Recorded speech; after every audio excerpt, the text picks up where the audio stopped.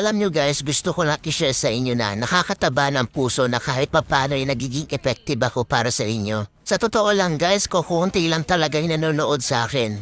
Yung magkaroon lang ako ng 200 views tsaka 10 hearts, masayang masaya na ako no? Obvious naman na small TikToker lang ako. Hindi katulad ng ibang influencer dyan ng mga sikat kung makabenta ay sobrang dami. Pero ako guys, kahit ganyan lang yan no? Ang saya-saya, promise. Kahit ganyan lang guys, feeling ko hindi ako napanghihinaan ng loob. Kumbaga, tuloy-tuloy lang. Enjoy lang sa TikTok. Sana naman sa mga mahilig mag-check out dyan, sana lang ma-appreciate nyo din kami mga small TikToker na gumagawa ng mga original content. Hayaan nyo na yung mga influencer, mayayaman na yun. Yung tipong sila naka-iPhone 14. Yung mga video camera nila, gaganda. Tapos ako naka-Realme, ang labo pa. Support nyo naman ako guys as a small TikToker dito na gumagawa ng original content. Sana ma-appreciate niyo po ang mga video